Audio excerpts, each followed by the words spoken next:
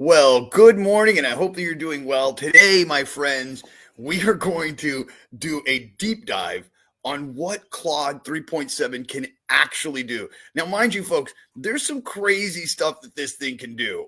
I mean, on a level that's a little scary. And I wanted to share that with you because it's so overwhelming. It really is. It's like, whoa, whoa. That's all I got to say. So let's just jump into it. Um, I'm going to bring you in here so I can show you what is going on. Man, it is an absolute dream to show you this, folks. This is Claude right here. It's very easy to join. Just sign up with Google, nothing crazy. Now, when you're in here, you can literally do anything you want. I mean, almost anything you want. For instance, and I hope I have enough credits to do this for you today, but um, let's do something like make me an make me a let's see what I'm going to do for you. I don't want to do a video game because that's silly already. Make me a 3D graphic interface about the world, about about the periodic table. Let's go with periodic table with moving graphics. All right, let's see. Let's just leave that right there. Right, just something simple. I'm just gonna leave that. We're just gonna go in and see what it does for us. So I'm just asking very simply, make me a 3D graphic interface about the periodic table with moving graphics. And boom, it's starting to write the code as we speak, giving each one of the symbols. I'm so impressed by this thing, folks. You have no idea how impressed I am with this and how much this thing can do. It's absolutely insane. So I'm just going to do this one for now, just to show you. All I just asked. I mean, if you're a student and you're wanting to learn and wanting to learn how to use these things, look at this. So let's see if I pick hydrogen. Will it give me the little? Will it give me some kind of visual? No visual. No 3Ds. Okay, so let's fix that. So there is no 3D environment, and no buttons. No buttons work. I would like when I choose any one of the elements that you make a 3D model, which I can spin around and zoom in or out. All right, let's see if it does it. Environment, let's fix that word. Let's fix it zoom because I can't spell, and boom. So now it's going to take exactly what it already built, and it's going to rebuild that. So cool. So very cool. I'm just like I said, this is something that is on some kind of other level. I don't even really comprehend what we're dealing with here. I mean, it gives you some kind of what, like what. So it's quite impressive, and I mean, it doesn't take very long for you to have almost anything that you want. Um, and it's just beautiful. So let's see what happens once this is done here. It'll run it for us. And then on top of that, if we want, at the end of this, we can grab this code and use it as an HTML file and put it anywhere we want, which is on another level. It really is. So here we go.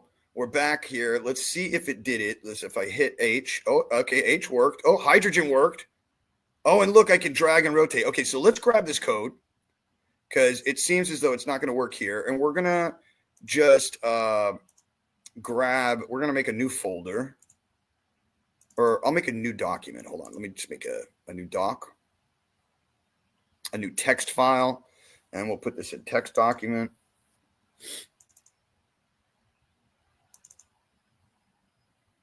We'll do it in Notepad. And here in Notepad, we're just going to take this and paste the code. We'll do file, save as, and we'll call this elements.html. And we'll save it as a .html file. So we'll say all files and save. Boom. Okay. So now we should be able to take this and open it. And I think if we open this in our browser, we should be able to see it. Now, this is the one no, this is not the one I just did. This is Elements. This is the one we want. And look, you know what I'm going to do? I'm going to do this instead. We're just going to grab this whole thing like this. And I'm going to show you this website. This is HTML Viewer online. Just look up, literally just search HTML Viewer online. And you click on this right here, first one, and then you just enter the code here, paste, boom, and let's see. It's not working. Preview full page. No. So I'm wondering what is happening here. You know what? I bet you money what's happened here is that I wrote this in. Let me see if I can open up the file. I know I can. So let me figure this out here for you folks.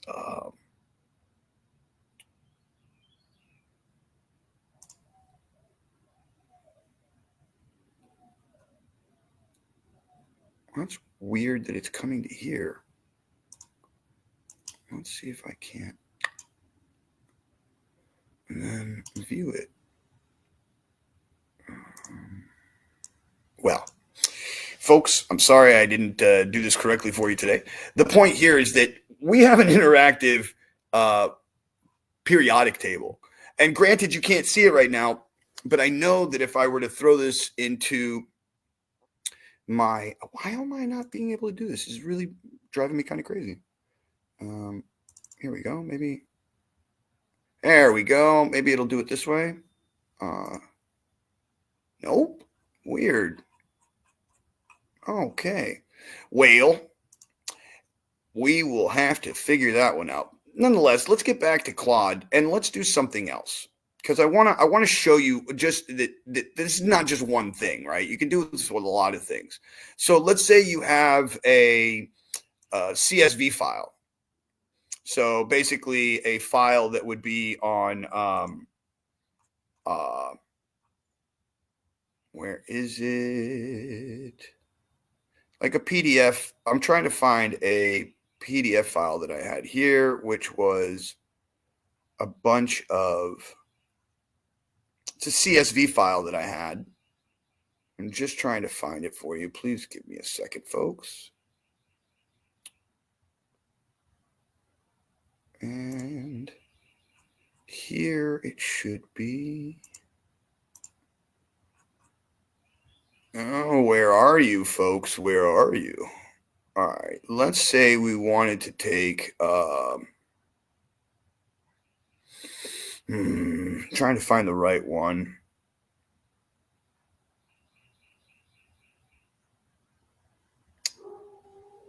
Oh man, I'm sorry, guys. I really wanted to give you a visual of this.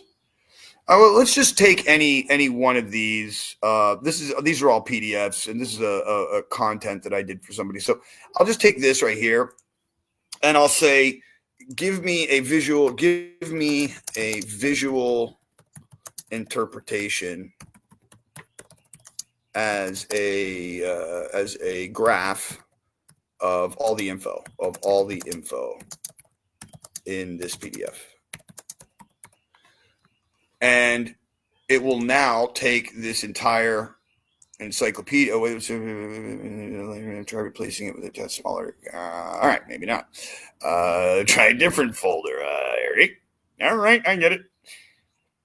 It was a big file. I remember that being a huge file. So let's see if we can find another one here.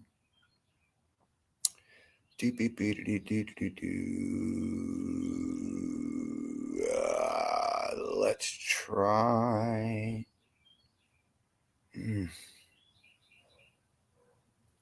What I'm trying to do is find something that has a lot of like a CSV file, something that has a lot of information in it. Here we go. We'll do this. We'll use this extracted data one.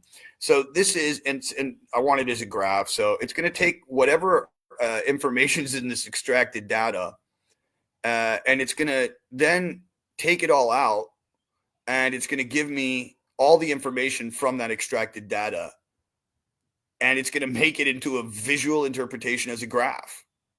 So it's literally doing that right now.